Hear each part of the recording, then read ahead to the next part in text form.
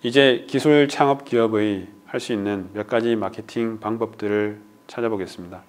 이는 B2C 영역에서 쓸 수 있기에 개인 창업자들에게 특히나 유용하리라 생각하며 학생들도 지금 당장 창업한다면 이러한 내용들이 도움이 될 수 있을 것입니다. 먼저 입소문 마케팅이 있겠습니다. 사람들이 자사나 자사의 제품 또는 서비스에 대해서 느끼는 이미지를 다른 사람들에게 전달하도록 유도하고자 하는 내용입니다. 마케팅 대상의 10% 정도는 특정인, 즉 핵심 고객이 될 잠재적 고객군이나 여론 형성에 주도적인 사람들을 공략하는 것이 기본 전제로서 우리나라 사람들은 댓글이나 후기를 보고 구매하는 경향이 상대적으로 강한 특징도 여기에서 나타나는 효과라고 할 수 있겠습니다. 고객들 사이 소문을 퍼뜨릴 수 있는 두 번째 방법으로는 버즈 마케팅이 있습니다. 사람들의 흥미를 유발하기 위해 각종 이벤트를 펼치거나 선전 활동을 하는 것으로 입소문 효과를 활용하는 기법으로 SNS와 결합을 해서 화제를 낳기도 합니다. 특정 제품을 맛있게 먹는 법 이런 형태로 유튜브 등에 업로드해서 제품을 홍보하는 형태입니다. 실제로 이런 내용들이 상품 포장에 반영돼서 간단한 레시피를 제공하는 것이 근래 상품 포장에도 적용되어 있습니다.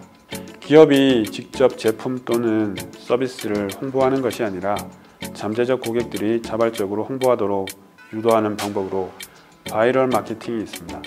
해당 내용을 보고 같이 얘기해 보도록 하겠습니다. 이처럼 사람들 사이에서 신속하게 퍼질 수 있는 그럴 만한 마케팅 메시지를 만드는 것이 중요한데 주로 이메일이나 동영상을 활용하여 그 효과를 높이는 것을 목적으로 하고 있습니다. 하지만 영상에서 본 것처럼 나중에는 거의 스팸 메일처럼 변질되어서 받아보는 사람들은 공해로 느껴질 수 있으니 마케팅을 사용하면서 이 점을 유의해야 하겠습니다. 고객 사이에 소문을 퍼뜨리는 가장 대표적인 방법 중 하나는 노이즈 마케팅입니다. 그 내용이 설령 부정적일지라도 사람들의 호기심을 자극하거나 그들의 입에 자주 오르내릴 수 있도록 해주게 함으로써 기업의 이미지도 제고에 효과적일 수 있습니다. 근래 가장 크게 사용되는 마케팅은 SNS 마케팅입니다.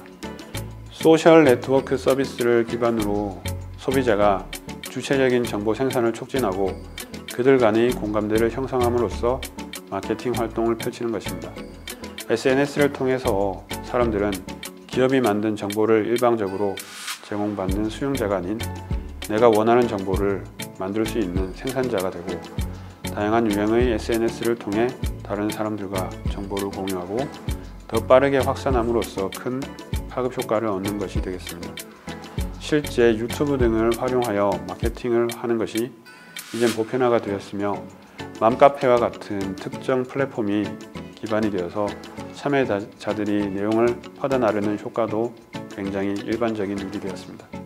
현재 맘카페 같은 경우도 각 회원별로 게시 광고의 비용이 책정될 정도로 이미 그 자체가 마케팅적으로 상업성을 가지고 있습니다.